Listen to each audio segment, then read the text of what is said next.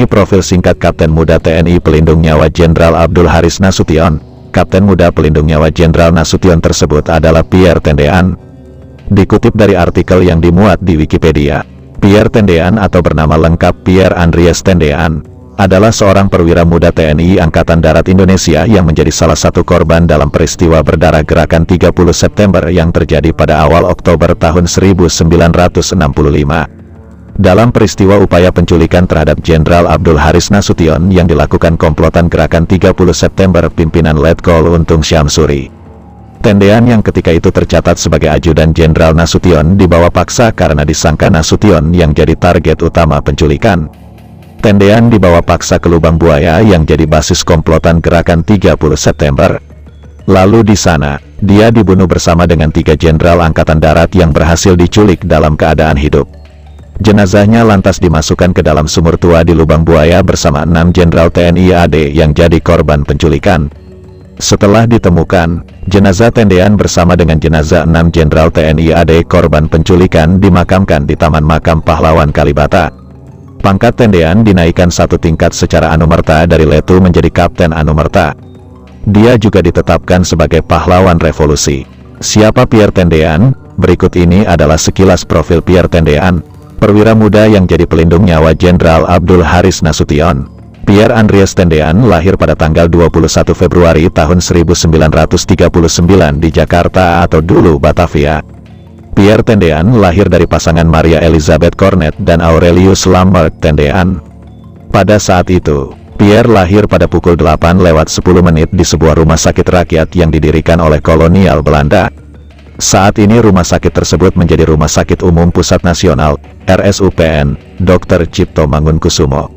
Tendean punya 2 saudara perempuan yakni Mitzi Tendean atau kakak dan Ruswidiati Tendean.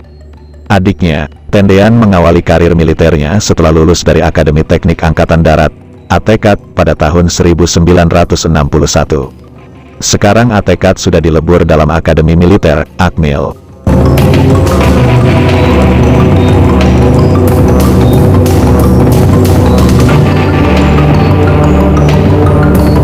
Ibunya, Maria Elizabeth Cornet, merupakan wanita asal Leiden, Belanda sekaligus keturunan Prancis. Ibu Tendean menikah dengan pria pribumi seorang dokter spesialis jiwa berdarah Minahasa yang bernama Aurelius Lambert Tendean. Sehingga dalam diri Pierre Tendean mengalir deras darah campuran beberapa ras, antara lain Kaukasian atau Prancis dan juga Minahasa. Pierre Tendean merupakan anak kedua setelah kakaknya Mitzi Fare. Pierre memiliki adik bernama Ruswidiati. Nama lengkap Pierre Tendean diambil dari nama kakek pihak ibu yang berdarah Prancis, Pierre Albert, sedangkan nama Andries diambil dari nama kakek pihak bapak yang berdarah Minahasa. Serta nama Tendean merupakan nama marga keluarga. Tendean mengenyam pendidikan sekolah dasarnya di Magelang, lalu melanjutkan pendidikan SMP dan SMA di Semarang. Sejak kecil, Pierre Tendean sangat ingin menjadi tentara dan masuk akademi militer. Namun orang tuanya ingin dia menjadi seorang dokter seperti ayahnya atau seorang insinyur. Sempat ikut tes sekolah teknik atau ITB, tapi karena sengaja tak serius dalam tes, Tendean gagal tes. Selanjutnya, Tendean ikut tes di Akademi Teknik Angkatan Darat, ATKAD, di Bandung pada tahun 1958 dan diterima. Menurut artikel yang dimuat di Wikipedia, sewaktu menjadi taruna, Tendean pernah ikut tugas praktik lapangan dalam operasi militer penumpasan pemberontakan Pemerintah Revolusioner Republik Indonesia, PRRI, di Sumatera. Kemudian setelah lulus dari ATKAD pada tahun 1961 dengan pangkat Letnan II, Tendean menjadi Komandan Peleton Batalion Zeni Tempur 2 Kodam 2 Bukit Barisan di Medan. Setahun kemudian, Tendean mengikuti pendidikan di Sekolah Intelijen di Bogor.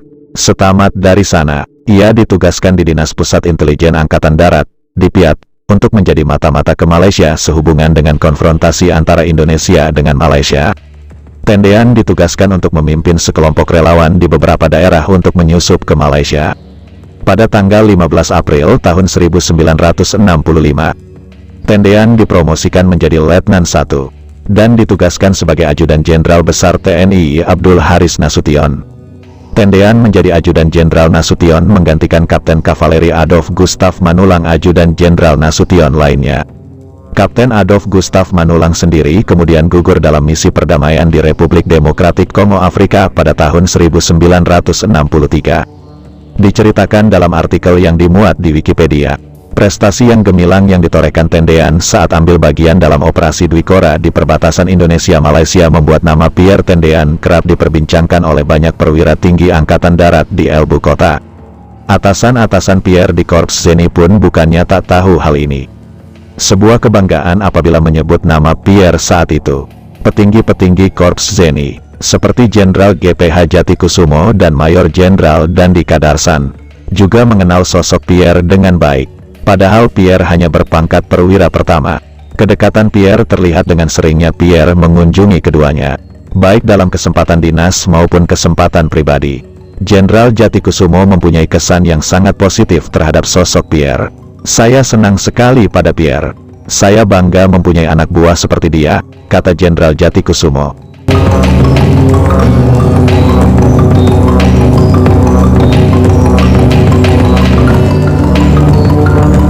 Reputasi Pierre sebagai perwira muda yang cemerlang membuat beberapa perwira tinggi Angkatan Darat tertarik menjadikan Tendean sebagai ajudannya. Masih menurut artikel yang dimuat di situs Wikipedia, keinginan untuk menarik Pierre kembali ke Jakarta sebenarnya juga merupakan keinginan keluarganya. Terutama ibundanya, Maria Elizabeth Tendean, bertugas sebagai intelijen negara tentunya membuat Pierre semakin sering tinggal berjauhan dari keluarganya di Semarang dan acap kali tidak terdengar berita tentang keberadaannya. Selama Pierre ditugaskan berkali-kali menyusup ke Semenanjung Malaya dalam rangka mendukung operasi Dwikora misalnya, tidak ada anggota keluarga yang tahu sedikit pun aktivitas Pierre dalam misi-misi rahasianya.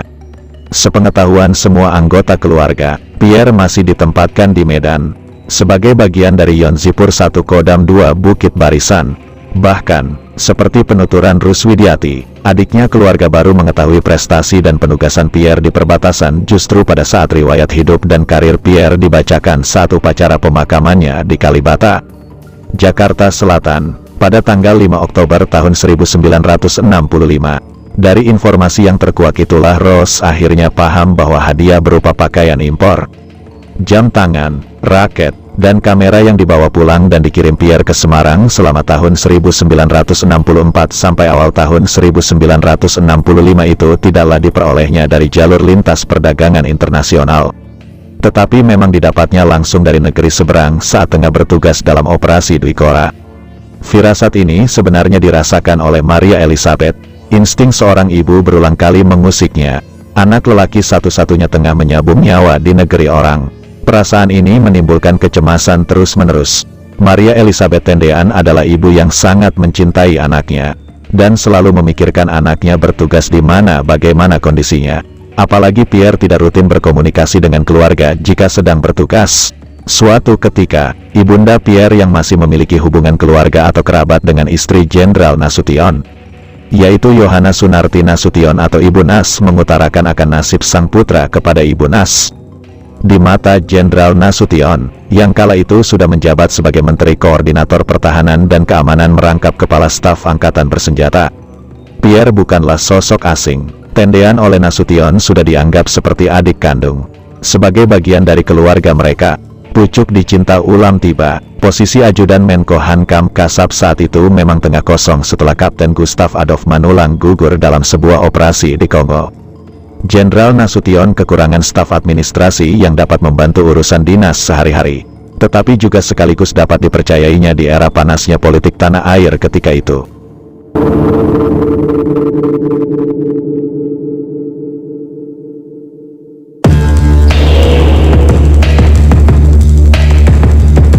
Menurut Ross, pada masa itu sudah sangat sulit membedakan siapa kawan dan siapa lawan bagi Jenderal Nasution. Memasuki tahun 1965, suhu politik nasional memang sedang mengalami eskalasi yang masuk dalam kategori membahayakan bagi diri Nasution. Partai Komunis Indonesia, PKI, saat itu sedang berada di atas angin dengan mendapat dukungan penuh dari Presiden Soekarno. Terlebih setelah Kabinet Nasakom atau Nasionalisme, Agama, dan Komunis terwujud, ditandai dengan masuknya beberapa anggota berpaham kiri dalam kabinet, seperti Subandrio dan Nyoto. Nasution sudah sejak lama dianggap sebagai lawan utama PKI dalam memuluskan program-programnya. Bahkan, dalam peristiwa pembakaran kedubes Inggris pada 18 September tahun 1963. Rumah Jenderal Nasution yang hanya berjarak 5 km dari kedubes Inggris juga ikut dikepung oleh pengunjuk rasa. Dalam tubuh TNI AD saat itu juga tidak terlepas dari pertarungan ideologi. Dan terdapat perbedaan-perbedaan pandangan di antara para perwira tinggi.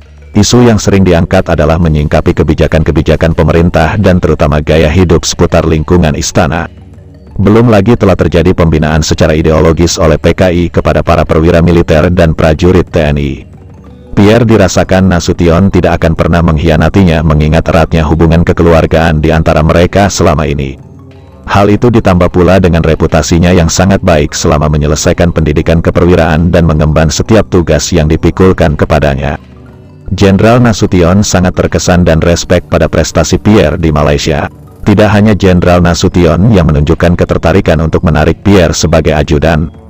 Maijen Dandika Darsan, Direktur Zeni di tahun itu, dan Maijen Hartawan, mantan Direktur Zeni sebelumnya, juga terang-terangan menginginkan Pierre. Pinangan dari 3 perwira tinggi ini tentu sesuai dengan keinginan Ibu Tendean yang mengharapkan Pierre bekerja pada unit yang penempatannya jelas di mana dan bisa dihubungi kapan saja. Dalam arti tidak tergabung pada misi-misi yang berbahaya. Melalui Ibu Nas, maksud hati Jenderal Nasution disampaikan kepada kedua orang tua Pierre. Penyampaian keinginan ini bukan tanpa alasan karena awalnya Pierre menolak ditarik ke Jakarta untuk menjadi ajudan. Meski sebenarnya sebagai seorang prajurit, Pierre tahu dia tidak akan bisa menolak perintah. Bujukan Maria Elizabeth Tendean awalnya belum berhasil melunakkan hati sang perwira muda. Namun, karena Mitzi ikut membujuk, akhirnya Pierre setuju. Tetapi Pierre mengajukan satu syarat. Dia hanya akan menjadi ajudan selama 1 tahun dan sesudah itu akan kembali terjun ke tugas lapangan. Pierre adalah tipe tentara lapangan yang menikmati tugas-tugas beraksi dengan senjata di tangan. Surat perjanjian pembatasan masa tugas ajudan pun ditandatangani. Akhirnya, di antara ketiga jenderal yang tertarik untuk menjadikan Pierre sebagai ajudan, Jenderal Nasutionlah yang berhasil mendapatkan sosok perwira cakap, disiplin, dan bertanggung jawab ini. Terhitung mulai tanggal 15 April tahun 1965 Pierre resmi menjadi ajudan Jenderal Nasution. Sebetulnya pangkat Pierre saat itu belum memenuhi kriteria untuk menempati posisi ajudan. Waktu itu Pierre masih Letnan 2 sehingga begitu ditasbihkan menjadi ajudan, dia sekaligus mendapatkan promosi kenaikan pangkat menjadi Letnan 1 TNI.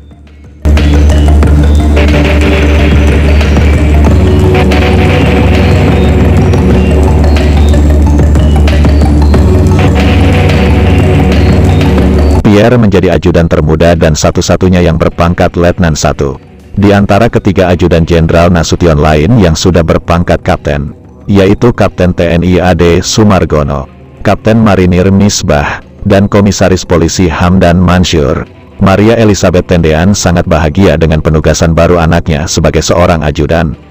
Apalagi ajudan dari Jenderal Nasution, orang yang sudah dikenal keluarga selama bertahun-tahun. Mulai tanggal 15 April tahun 1965 Pierre tinggal di rumah Jenderal Nasution di Jalan Tuku Umar nomor 40 Menteng, Jakarta Pusat. Kehadiran Pierre di rumah itu tak pernah dianggap orang asing karena sebelumnya juga Pierre sering menginap jika harus menyelesaikan urusan di Jakarta.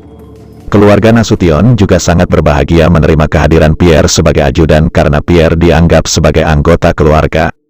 Sampai akhirnya, pada dini hari tanggal 1 Oktober tahun 1965, gerombolan gerakan tanggal 30 September mendatangi rumah Jenderal Nasution dengan tujuan untuk menculiknya.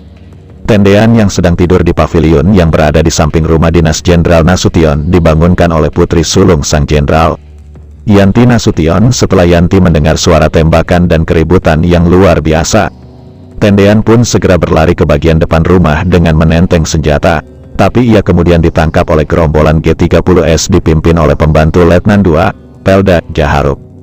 Gerombolan itu mengira dirinya sebagai Nasution karena kondisi rumah yang gelap.